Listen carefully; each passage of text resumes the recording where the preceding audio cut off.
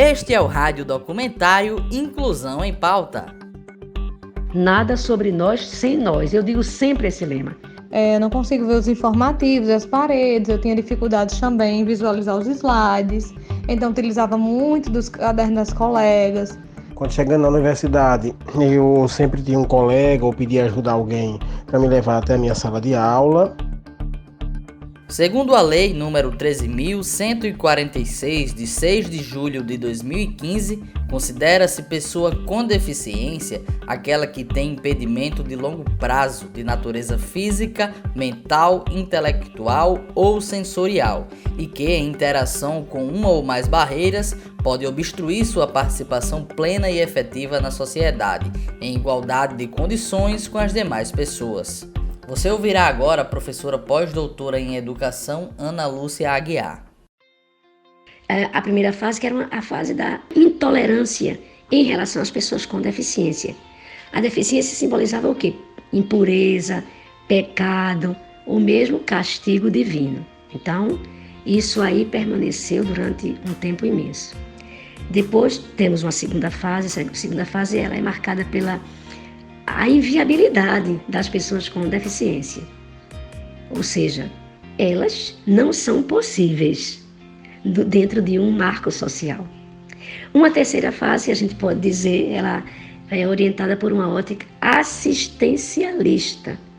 Então, aí nesse sentido é pautado o quê? Pela visão médica, biológica, de que a deficiência era uma doença a ser curada. Então, o foco central no indivíduo era o portador da enfermidade. Veja, não é? A cada momento. Uma outra fase é a fase exatamente voltada para o paradigma dos direitos humanos. Nessa fase voltada para o paradigma dos direitos humanos, aí emerge exatamente os direitos à inclusão social. Então, nessa fase, né, que é a fase que nós vivemos mais acentuadamente nos dias atuais, com relação à pessoa com deficiência. Vamos acompanhar agora o relato de Camila Moraes. Ela é cadeirante e atualmente faz pós-graduação na Universidade do Estado do Rio Grande do Norte. Eu tenho osteogênese imperfeita, por isso que eu utilizo o meu triciclo para locomoção. A osteogênese é uma fragilidade excessiva, né, nos ossos, e quando criança tinha fraturas espontâneas. E por conta disso eu utilizo o triciclo justamente para evitar esforços físicos e questão de quedas, lesões. A gente hoje, mais recente, a gente escuta muito a palavra inclusão, né? Muito. Só que dentro da sala de aula eu acredito que precisa ser mais. Discutir mais e incluir mais até no próprio programa PGCC das disciplinas. Porque no meu curso de serviço social, durante minha graduação, teve apenas uma disciplina voltada às pessoas com deficiência. E essa disciplina era optativa, não era nem obrigatória do curso. Então eu vejo e sempre falava para os professores, quando pegava a programação das disciplinas que iria ser ofertada, falava e dizia, por que não incluir a discussão de pessoas com deficiência? Tem umas disciplinas que falavam sobre a mulher, então falava das mais formas variáveis de mulheres e não discutia a mulher com deficiência. Tem outra disciplina voltada para políticas públicas e não incluía a LBI, a Lei Brasileira de Inclusão. Super necessário, mas não estava fazendo parte, né, do programa.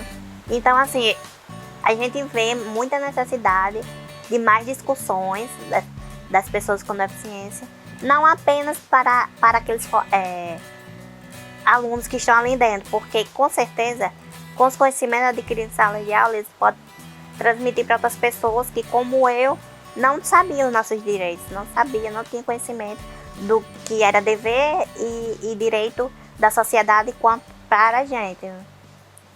Então é super importante essas discussões. A Lei Brasileira de Inclusão afirma que o Estado e toda a sociedade têm o dever de garantir os direitos de todos. Então é necessário destacar que cada indivíduo tem a obrigação de cumprir essa norma prescrita em lei. A experiência e a adaptação profissional de um professor para dar aulas a alunos com deficiência é um processo que democratiza o ensino. Nós conversamos agora com a professora Socorro Rocha. Ela é do corpo docente do curso de Serviço Social na UERN. A primeira coisa que eu queria destacar é que nenhuma pessoa com deficiência é igual a outra. Esclarecendo melhor. Vamos tomar como exemplo uma pessoa com deficiência visual, tipo cegueira. Nenhuma necessidade dela, de uma pessoa com deficiência cega, é igual a de outra. Então, assim, a gente precisa, enquanto professor, respeitar a singularidade do ser humano. Segundo ponto que eu gostaria de evidenciar é que o professor precisa se aproximar da pessoa com deficiência, seja do que tipo for. Ela precisa conhecer a sua história, ela precisa saber quais são os recursos didático-pedagógicos que a pessoa com deficiência aprende com menos dificuldade. Nesse sentido, nós gostaríamos de pontuar, por exemplo, para as pessoas com deficiência visual, baixa visão, o professor deve, fazer slides com a fonte ampliada. Ele precisa fazer audiodescrição das imagens que ele utiliza, Sejam gráficos, sejam figuras. Se o aluno assim solicitar, gravar as aulas para que ele possa ouvi-las posteriormente. Para qualquer tipo de deficiência, existem inúmeros recursos. O que nós precisamos é conhecê-los, E em conhecendo, utilizá-los. O Estatuto da Pessoa com Deficiência foi um grande marco na luta por direitos. A professora Ana Lúcia Aguiar explica como aconteceu esse processo. Em 2015, é sancionada a Lei 13.146 de 2015, Ela é sancionada no dia 6 de julho e entra em vigor no dia 6 de janeiro de 2016. Nós estamos, então, em 5 anos da nossa carta, do nosso Estatuto da Pessoa com Deficiência. A nossa carta maior é voltada especificamente para as pessoas com deficiência, que nós chamamos de ALBI, E no texto da LBI, o texto tem como base a Convenção Internacional sobre os Direitos das Pessoas com Deficiência, a Convenção 2006. Então, foi o primeiro tratado internacional, a Convenção 2006, e no Brasil, o primeiro estatuto, a Lei Brasileira de Inclusão. Então, é visível o mérito da norma. Primeiro ponto. Por quê? Porque visa atender às demandas das pessoas com deficiência. E, ao mesmo tempo, estabelece soluções práticas e emancipa os direitos existenciais desses sujeitos. Está lá. Ela explica também a importância de toda a sociedade em utilizar as nomenclaturas corretas em relação às pessoas com deficiência. A Lei Brasileira de Inclusão, o Estatuto da Pessoa com Deficiência, 2015, ele traz uma única nomenclatura: pessoa com deficiência. Não existe outra. Não existe deficiente, não existe portador. Essas nomenclaturas já existiram. A única nomenclatura acatada, definida, prescrita pela LBI é pessoa com deficiência. Nós gostaríamos de trazer também para essa conversa mais um universitário vitorioso nesse processo de inclusão. É o Samuel Rebouças. Ele tem baixa visão e está se formando no curso de Direito. Ele nos traz uma análise sobre a importância das políticas públicas como forma de incentivo à participação de PCDs nos espaços acadêmicos. É de suma importância todo e qualquer incentivo público, seja por meio de financiamento ou qualquer outra forma de incentivo a políticas públicas voltadas às pessoas com deficiência. Nós sabemos que as políticas públicas, quando bem direcionadas e bem fiscalizadas pela sociedade, têm ótimos resultados. As políticas públicas, elas facilitam a autonomia da pessoa com deficiência. Nós sabemos que a autonomia é um tema muito caro à pessoa com deficiência. A Lei Brasileira de Inclusão, ela objetiva, em última instância, essa autonomia. Em conformidade a isso que o Samuel falou, a Larissa Feitosa nos explica sobre sua experiência na vida acadêmica. Ela também é deficiente visual e se formou em pedagogia. Assim, ao longo do tempo também tive algumas dificuldades assim, que algumas pessoas não conseguem compreender de fato quais as minhas dificuldades, quais são as minhas limitações, né? Porque como eu não consigo enxergar muitas coisas, então eu acabo pedindo apoio das pessoas e muitas delas não veem isso de maneira positiva. E aí você tem que estar sempre realmente se reafirmando, explicando a sua necessidade, sendo bem objetiva, para que as pessoas realmente possam se aproximar um pouquinho daquela realidade e possam lhe ajudar. E a inclusão foi se fazendo aos poucos, né? A partir das minhas vivências, foram com as pessoas, com os acessos que ia possibilitando a cada novo dia, né? O dia a dia ele não era fácil. Realmente não era fácil, mas eu fui me adaptando a tudo isso. Tanto que eu buscava sempre deixar muito claro quais eram as minhas necessidades, um diálogo muito aberto, para que exatamente eu conseguisse ter vamos dizer, que as pessoas conseguissem conhecer um pouco, né, do que seriam as minhas dificuldades. Este é o rádio documentário Inclusão em Pauta. A inclusão social, como o nome já diz, é um dever de cada cidadão. Dentro desse debate, surgiu o termo capacitismo, que é a discriminação contra a pessoa com deficiência. Ele pode acontecer de várias formas. Por exemplo, o uso de termos pejorativos e a desconfiança de que essa pessoa possa realizar uma determinada função. Infelizmente, a gente não vê muito interesse da sociedade em geral nessas discussões. São poucas pessoas que se interessam, geralmente são as que têm alguma deficiência ou algum familiar muito próximo, amigo, enfim. Mas é necessária essa ampliação, uma maior área de abrangência nas discussões de inclusão. Sobre a concepção de capacitismo, a Larissa Feitosa acrescenta: o capacitismo é exatamente essa ideia, essa concepção que as pessoas têm de discriminar as pessoas com deficiência, né?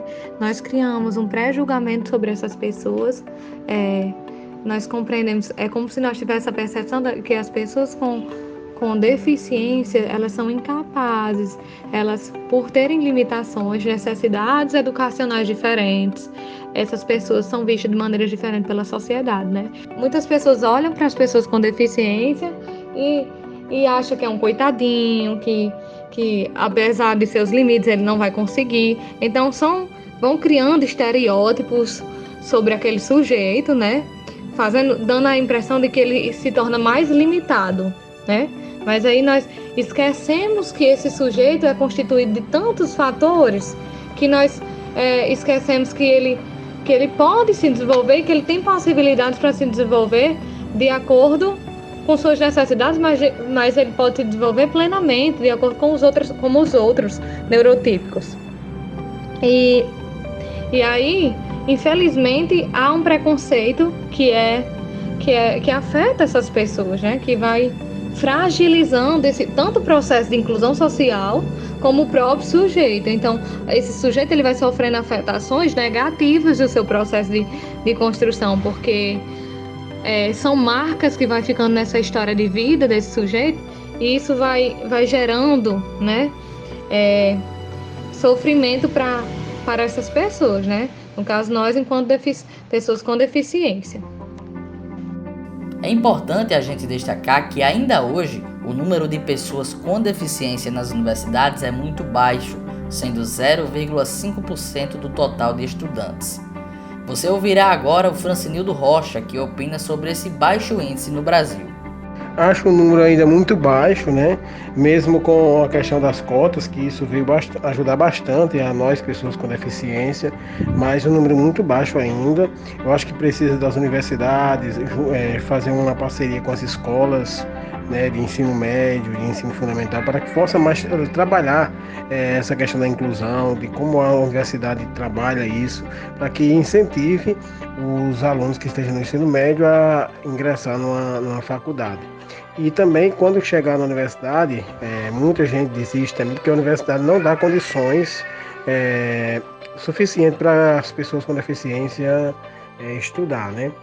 Como a questão de locomoção dentro da universidade, as barreiras arquitetônicas na UERN é muito grande em Mossoró, muita dificuldade para um cego, principalmente a pessoa com deficiência visual andar, o cadeirante. Falta um trabalho junto às faculdades, dentro mesmo da UERN, com os professores, a como trabalhar com essas pessoas com deficiência, para que realmente facilite a relação entre professor e aluno. O IBGE estima que quase 25% da população brasileira tem algum tipo de deficiência. Se pensarmos nesse número, não seria de estranhar que a participação dessas pessoas nas universidades também fosse alta. Mas na prática, não é isso que ocorre. Sobre esse assunto é que fala a professora Socorro Rocha.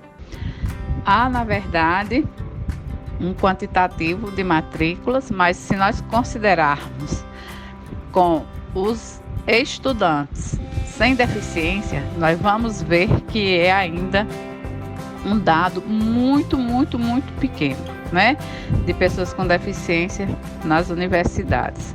Sobretudo, né, se nós considerarmos que estar na universidade pressupõe o acesso na educação básica.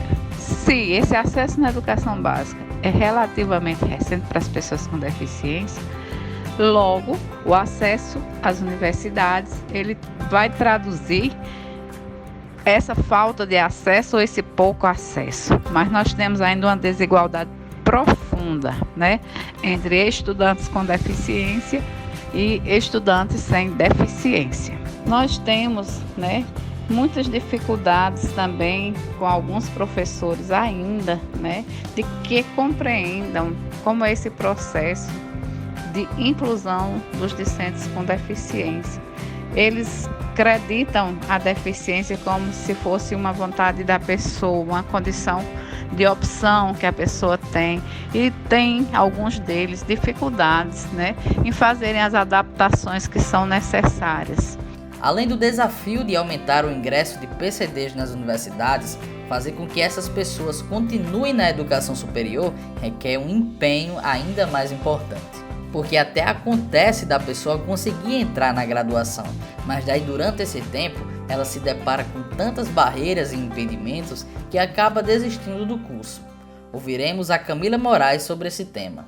Não adianta, claro que é muito importante as cotas, só que não adianta apenas o ingresso da pessoa com deficiência na universidade, e sim a preocupação da permanência delas. Eu conheço pessoas que ingressaram na UERN, mas não tiveram condições de permanecer, seja pelo simples detalhe de a falta de um banheiro adaptado, ou a questão da própria alimentação, que os espaços aqui é complicado quando você está sozinho para comprar uma comida. O próprio restaurante universitário, ele não é acessível, não é. A cabine é bem elevada para a gente comprar ficha, para passar nos corredores, as mesas são fixas, então não dá para, como uma cadeirante, passar. Então, assim, seria necessário esse olhar mais na permanência, super necessário. Eu não utilizo o banheiro na UERN, porque eu não tenho condições. Eu passei 4 anos de graduação e sem acessar o banheiro, porque não dava para mim entrar. Uma vez eu tentei entrar e fiquei presa na porta e precisei ajuda de outras pessoas. Então isso é uma violação de direito para mim, porque necessidades básicas fisiológicas eu não tinha direito. A gente faz questão de enfatizar que toda a sociedade tem o dever de assegurar os direitos da pessoa com deficiência. Escute agora o que diz a professora Ana Lúcia Aguiar. Não é só participar, é participar de forma plena e efetiva em igualdade de condições como qualquer pessoa, ou como as demais pessoas, vamos dizer assim. Então nós temos também que a Lei Brasileira de Inclusão traz o conceito de acessibilidade. O que é acessibilidade? Né? Essa percepção de que tem que ter acessibilidade, porque as pessoas com deficiência são pessoas que também constroem sua autonomia, sua independência. E para construir sua autonomia e independência tem que ter acessibilidade ambiental, física, arquitetônica, de mobiliário, de equipamentos, de edificações, de comunicação, dos sistemas de tecnologia, dos serviços que são abertos ao público e privado, né? Os serviços de uso coletivo, tanto na área urbana quanto rural. Então, tem que ter essa acessibilidade, porque a autonomia e a independência é para todos e todas construirmos. É entender a pessoa com deficiência como potencialidades, com protagonismo social. O poder da solidariedade para com o próximo vive em cada um de nós. Todos temos o dever de garantir que os direitos básicos sejam apenas um capítulo comum na vida de qualquer pessoa. Isso é viver em sociedade. A gente chega ao fim desse radiodocumentário com duas falas que nos enchem de esperança. Primeiro você ouve a Larissa Feitosa. Eu me questionava como os professores irão me ver, né? Tanto dentro da universidade como eu estiver na escola, em pleno exercício da docência, né? Como os alunos irão me ver. Então, será se eles vão entender que eu sou um sujeito de capacidades, que apesar da minha deficiência, eu vou... Então, onde entra aí a perspectiva do capacitismo? Será se eles vão ter esse conceito preconceituoso de ver eu como uma pessoa só de limitações, né? E o estágio foi esse momento em que eu me reafirmei, onde eu pude mostrar que, diante das minhas dificuldades enquanto pessoa com deficiência e aluna, porque nós temos dificuldades enquanto alunos, eu fui me superando, né? Eu fui ressignificando tudo isso. Fique agora com o relato de Camila Moraes. Um conselho meu, pessoal, eu sei que é difícil, né? A gente encontra barreiras nos mínimos detalhes do dia a dia, mas que persista, porque pode ter certeza que vale muito, muito, muito a pena. Camila de hoje é pós-graduanda e mestrado em educação. É uma Camila totalmente diferente da Camila que ingressou aqui em serviço social em 2014. Os conhecimentos de ser humano, profissionais foram muitos, mas de ser humano, eu não consigo nem mensurar em palavras do que foi minhas experiências aqui na universidade. Esse foi o radiodocumentário Inclusão em Pauta.